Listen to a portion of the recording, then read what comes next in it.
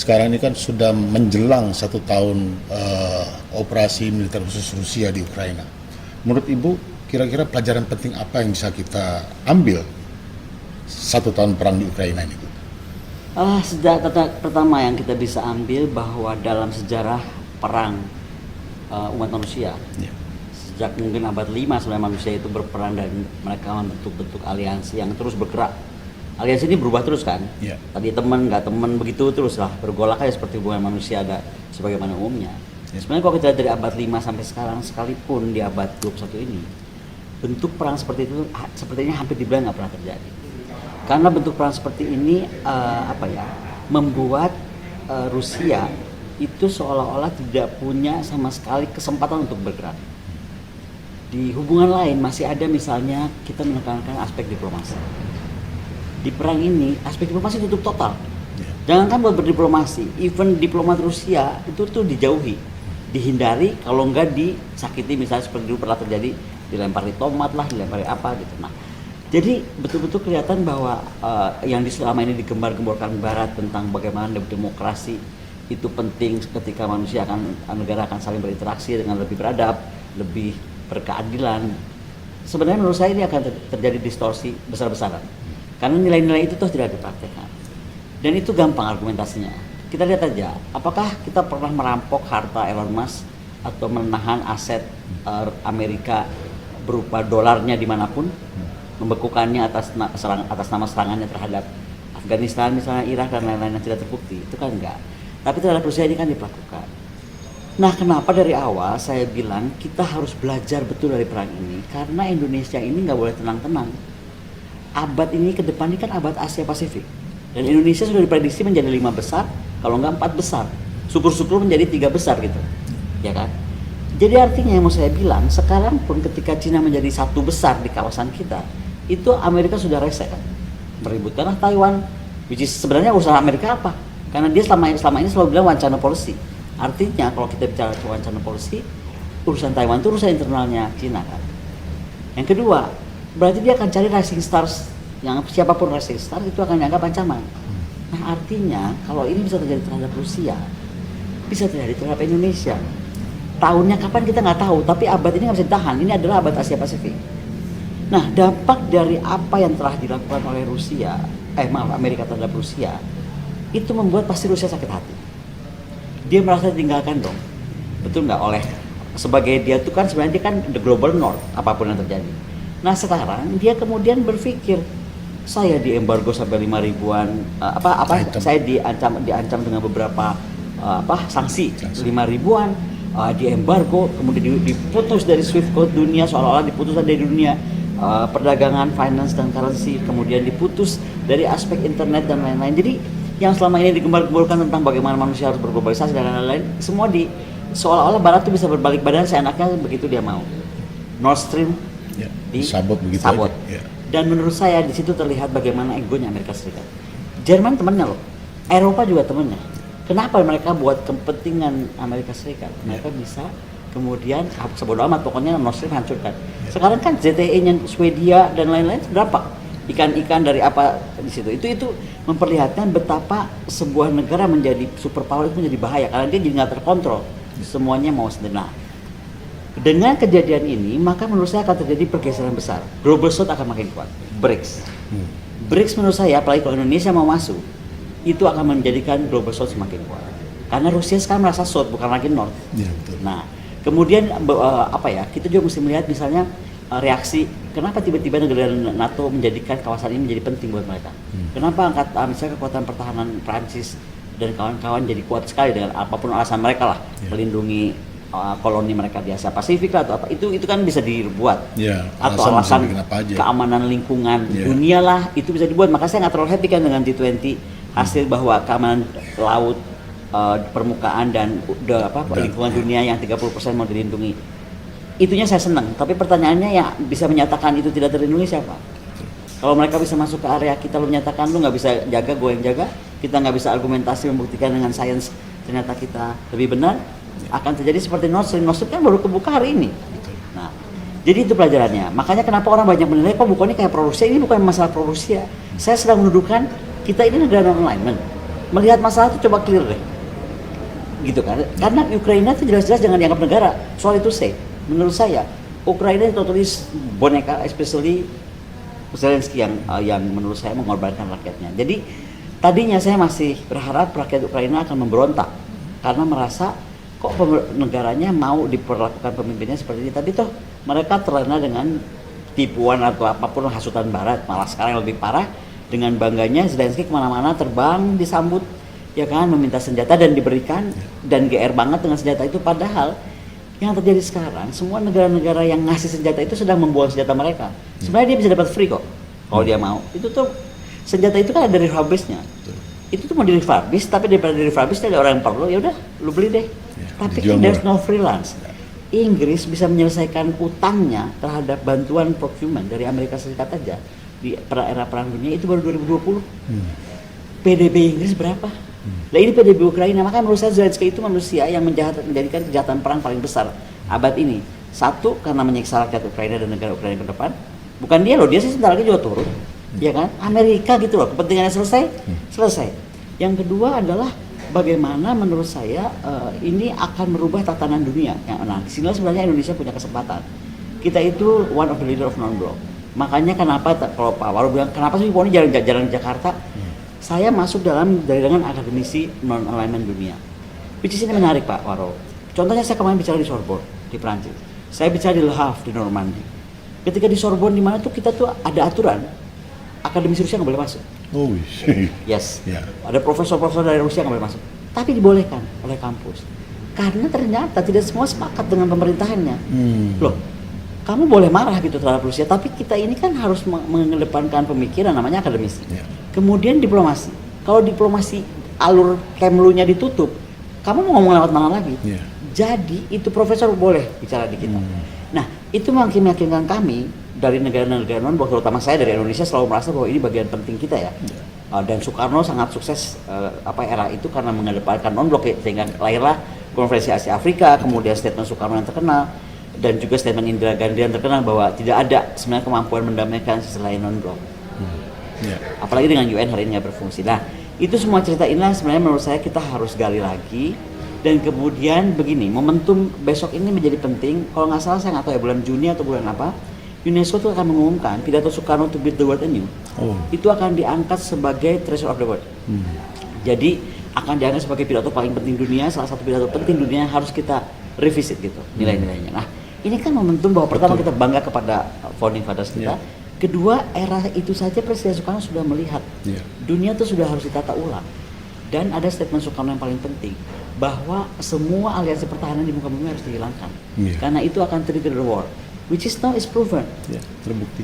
Terbukti apa? Sekarang jadi aneh yang katanya di demokrasi itu kalau negara sesama teman demokrasi tidak akan saling menyakiti. Loh, emang Rusia nggak demokrasi? Rusia tuh bubar dari Soviet karena didemokrasikan ceritanya. Dihajar juga gitu, hanya karena kepentingan satu. Yang kedua, saya lihat ini lebih kepada kepentingan dan egoisitas Global North, bahwa mereka lebih pengen unggul. Jadi gini, tetap komposisi 1 miliar manusia menguasai teknologi, finance, currency, dan semua itu akan terus dijaga. Pokoknya yang sisanya manusia di dunia ini, yang 6,7 harus ikut. Nah ini yang sebenarnya dilawan berlahan dengan cara softnya Cina. Cina kan makanya dengan soft, ekonomi. Nah makanya Afrika bangkit, kemudian kita juga Asia akan bangkit. Nah makanya non-alignment movement ini menurut saya harus segera kita hidupkan kembali. Dan kantor 6 itu jangan lagi di New York. Karena kantor non-alignment movement itu dulu kan ada di New York karena dia harus dekat dengan PBB. Bagaimanapun kan PBB lahir dari keputusan non-alignment movement kan. Iya dong, dari keputusan besar non-alignment movement lalu lahirnya United Nations, cerita kan begitu.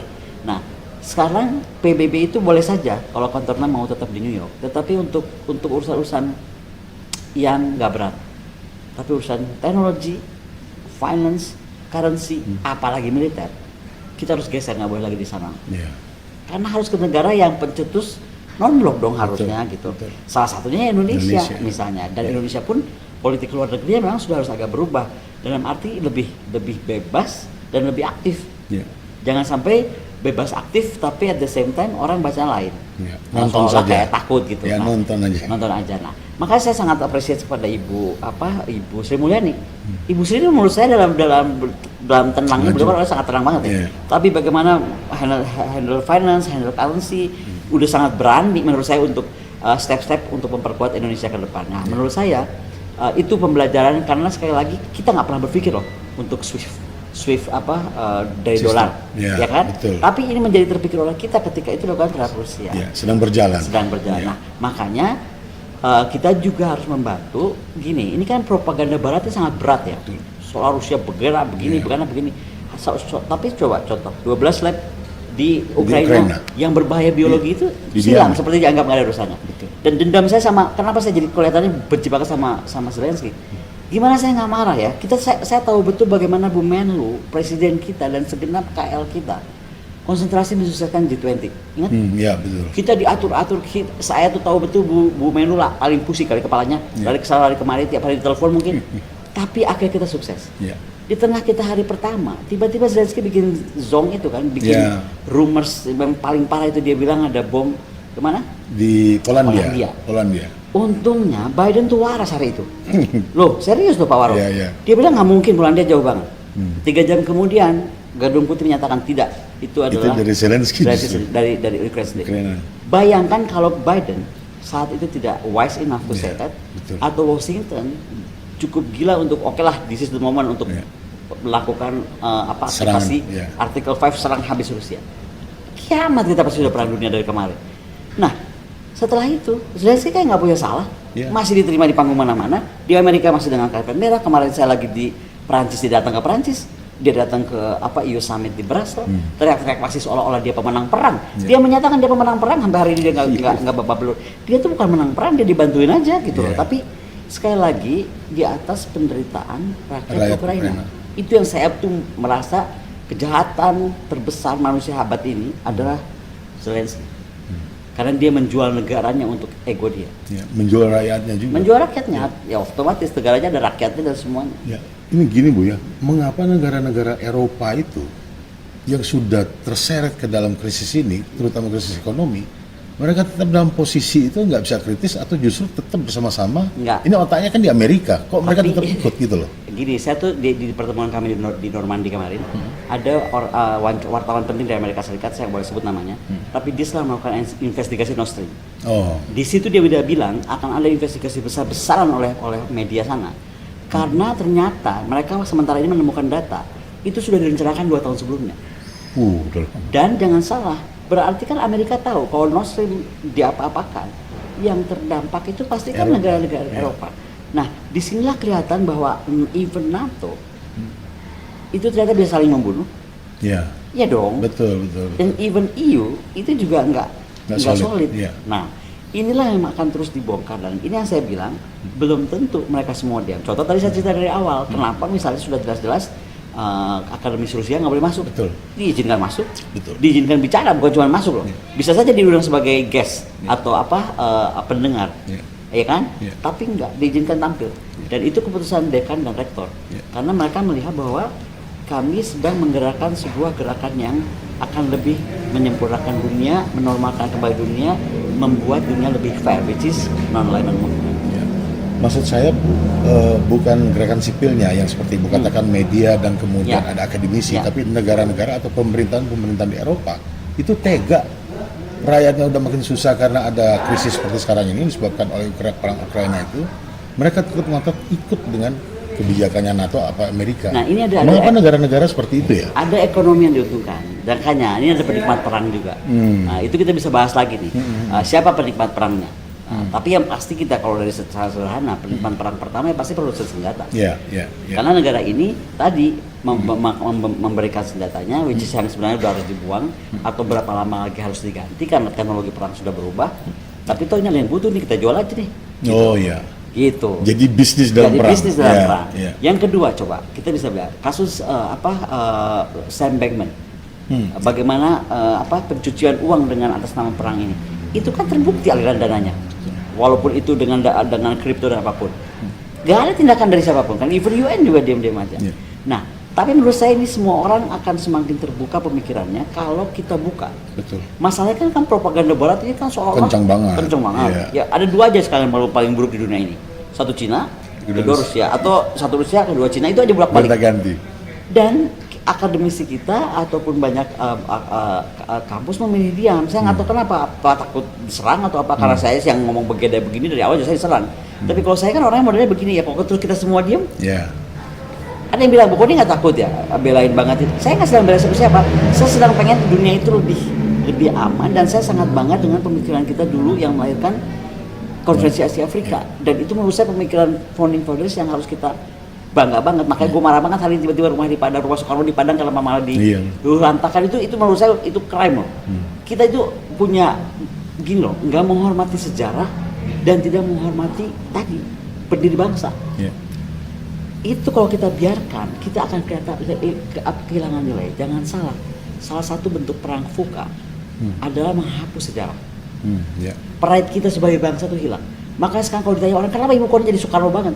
Loh, karena saya sekarang jadi baca semua ucapan Soekarno itu kan jadi benar dan kemudian didengar, dan sekarang kami akademisi lintas dunia yang termasuk yang keras, profesor dari Jerman dan Prancis itu mereka malas sekali dengan apa yang dilakukan sekarang oleh negara seperti pertanyaannya Pak Warlo tadi.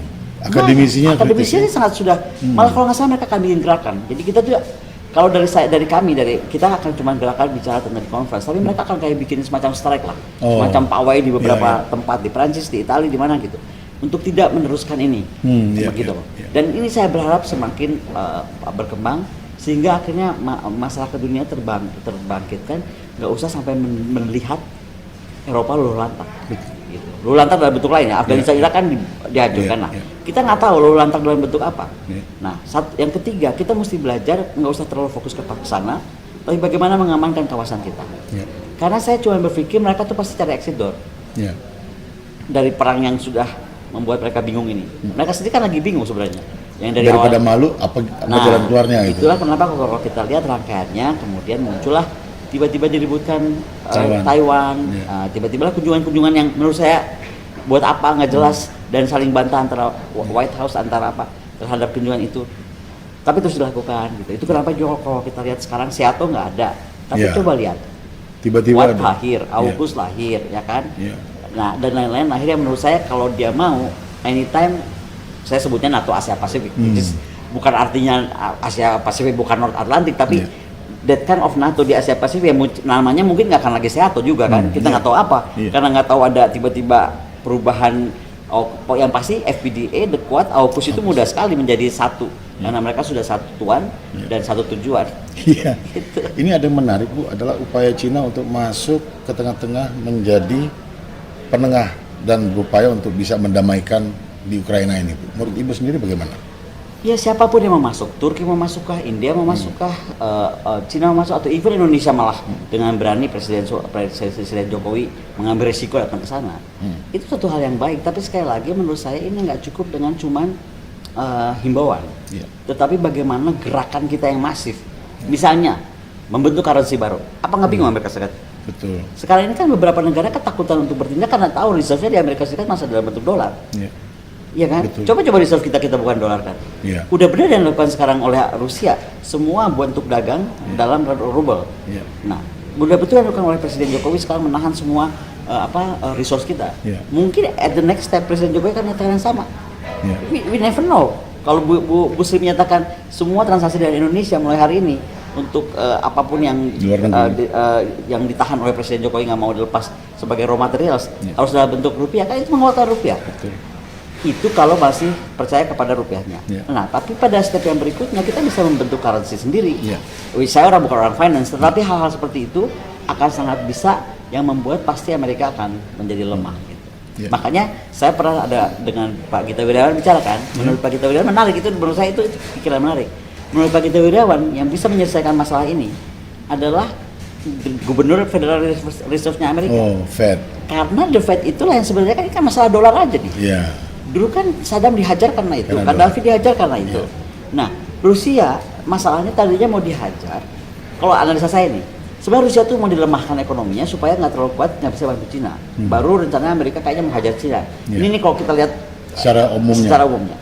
Tapi ternyata Rusia bukannya kolaps, Ya. Malah menjadi lebih kuat. malah dia makin apa? Kalau saya bilang Rusia itu belajar banyak dari Indonesia, utamanya tentang berdikari. Bayangin orang diputus SWIFT Iya. sistem tiba-tiba, kemudian apa namanya diberikan sanksi segala macam, Iya. tetap survive, even getting bigger kan, Iya. stronger. Iya. Dan Ekonominya jangan- tumbuh justru. Nah, inilah yang sebenarnya menurut saya berdikari yang diresapi betul oleh rakyat Rusia dan pemimpin Rusia.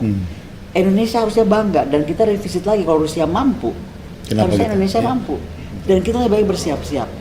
Jadi tidak relying lagi kepada maka saya dalam beberapa saya bilang apa kita masih percaya demokrasi ya kalau kayak gini.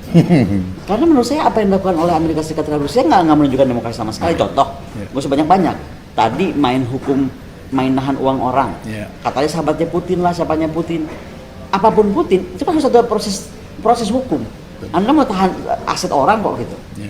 Ya kenapa kita nggak bisa tahan asetnya Elon Musk Di sini, atau ya. siapapun orang kayanya Amerika untuk misalnya serangan-serangan terhadap Afghanistan dan luluh lantaknya Irak misalnya. Ya. Kan alasan menahan uang siapapun dari Rusia adalah kata untuk membangun lagi Ukraina. Ya. Ya kan? Ya. Ya kenapa kita nggak bisa berkata yang sama untuk Afghanistan? Betul. Itu kalau Betul. fair ya. Ya. Nah itu makanya. Ya. Bu, satu lagi Bu ya, ini yang terakhir. Ini kan ada kebangkitan daripada ideologi neo-Nazi yang bukan tiba-tiba tapi ternyata sudah dirancang begitu rupa oleh si Amerika yang menjadi pelopor demokrasi dan sama-sama perang menghadapi neo-Nazi di Jerman, menghadapi Nazi di Jerman Perang Dunia Kedua. Mengapa ini bisa bangkit lagi seperti ini, Bu? Dan apa kepentingannya memakai neo-Nazi ini? Itu yang saya bilang, ketika kepentingan negara itu menjadi, kita biarkan unipolarisasi itu terjadi terlalu lama, menjadi superpower terlalu lama, so he can play God. Apapun juga. Ya, God and Satan. Contoh dong, Iya, iya. jangankan soal neonazi, Ya. Nord Stream itu, kan mereka bisa tahu itu Iya. begitu di sabotas, itu bocor, itu kan kayak kita aja kena spill minyak deh, Iya. terumbu karang terkena, environment di bawah dasar laut sana terkena, dan ini dan itu. Sekarang yang sudah pasti terkena terdampak itu adalah ya Swedia, kalau nggak salah Finlandia Iya. malah udah, Iya. ZEE mereka sudah kena. Kita nggak tahu lagi karena kita belum sampai masuk ke arah lebih dalam bicara sama orang-orang biologi laut misalnya yang saya bisa tanya dari mereka. Coba untuk kepentingan siapa? Kan berarti kan kepentingan Amerika Serikat. Iya. Kalau sekarang mereka merasa benar-benar teman, ada cara lebih bagus kali. Iya. Nggak begitu caranya, itu ada lebih canggih. Iya. Tapi kan waktu itu kenapa diputuskan melakukan itu berarti kan ego. Iya. Ego dari negara tersebut. Ya tadi karena terlalu lama menjadi unipolar dan menjadi akhirnya super power itu. Nah, ini yang sekarang saya pikir kenapa non-alignment movement ini mesti betul-betul kita revisit. Iya. Dan kita harus memang ada yang bilang begini, bukan itu kan sudah zaman dulu, sudah out of date. Out of date doesn't mean nggak bisa di revisit atau dibentuk ulang atau didesain ulang sesuai dengan zaman sekarang kan bisa gitu. Tapi konsep dasarnya bahwa ini adalah betul-betul sebuah konsep yang membalance antara global north dan global south itu yang paling penting. Ya. Atau kalau nggak mengerti lagi gini lah, gimana membalance 1 miliar orang yang mengontrol 6,7 orang, Ya. paling nggak jadi setengah-setengah deh, 3,5 Betul. ke 3,5. Jadi balance lah. Jadi Nah balance. itu, Ya. makanya saya pikir selalu dalam setiap kesulitan tuh pasti ada jalan, dan itu sudah dibuktikan Rusia. Dan ini menurut saya adalah juga mungkin waktunya global south itu bergerak cepat mengalahkan global north. Bahwa mereka suicidal atas keputusannya, ya memang mungkin sudah Waktunya. waktunya Iya. gitu. Baik.